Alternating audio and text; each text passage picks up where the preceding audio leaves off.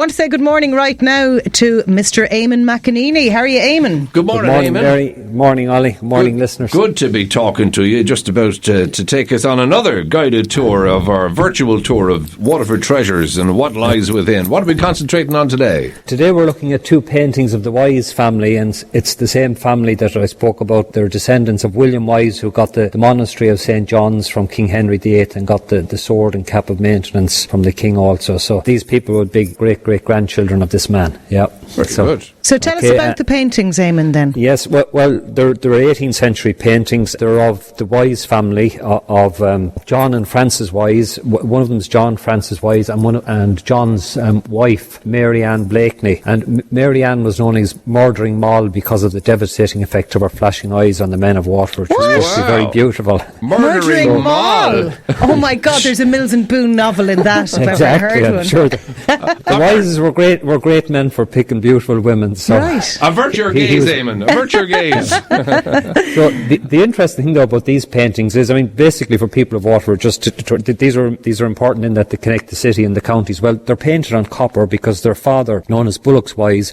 opened up the copper mines there out in Bunman. So the 19th century remains of them can still be seen out there. So they're on copper. They're also unusual, and they're by a famous Irish artist. George Mullins was the artist's name. But they're also important because they're interiors, and I mean, people mightn't get excited about that. They're interiors of an Irish house, a very fashionable Irish house, which was designed by John Roberts, of course, who designed our two cathedrals, the Chamber of Commerce building and City Hall. They weren't short of a few, Bob, Eamon. Yeah, I'm looking at the paintings here. But that's very rare. I mean, you could nearly count them on one hand, the number of interiors of Irish houses, and that lets us look at what an Irish house at this time looked like and how sophisticated Waterford was. That's why they're really important. One of them has got, as I said, has got the two sons, John and Francis, and John's wife, Murdering Moll. You can see in the background the beautiful furniture and what's called a print room. People used to cut out images of, we'll say, classical buildings in Rome or Greece and stick them onto the wall. There's a very famous print room up in Carton House in just outside Dublin that survives. Unfortunately, the ones in Waterford didn't survive. And then there's another one of John in his study, the globe and a clock and lovely books, and of course they're showing their sophistication and how important they were. Do we know exactly where in Waterford City the house would have been? It's Newtown House. It's now Newtown School. And the interesting thing, and basically, of course, John is a funny kind of character. John didn't expect to inherit the land. He was actually the third son. His one son died. The other son became a bachelor. Remember, under the laws, he'd inherit maybe a third of the estate. He didn't think and then one son became a Protestant, so he would have disinherited him completely, but he died. So John actually went off and he fought in the French army, was involved with the invasion of Scotland by famous Bonnie Prince Charles.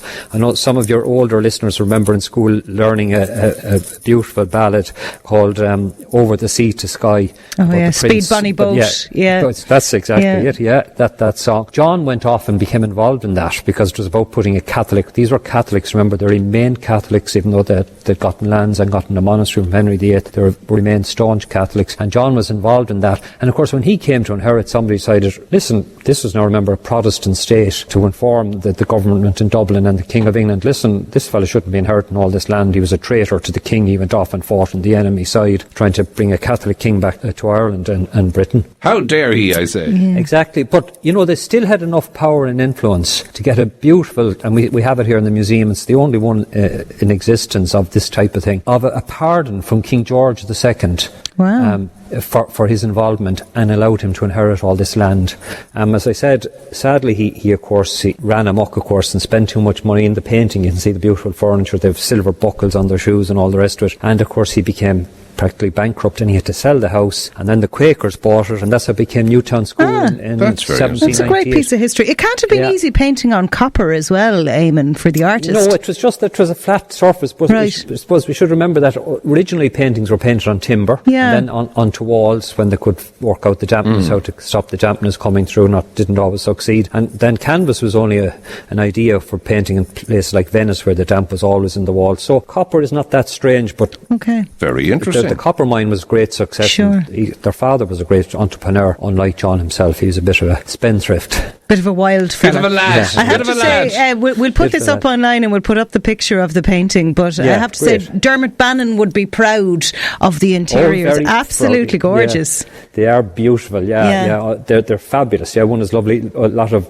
glass in it as well, of course, a glass ceiling over a little part of his study to put light into his books. So, of course, remember, everyone used candles in those days, so light was very important here. Truly a picture in time, says you, Eamon. They are indeed, yeah. Eamon, listen, thank you very much for that. Eamon McEneaney of Waterford Treasures.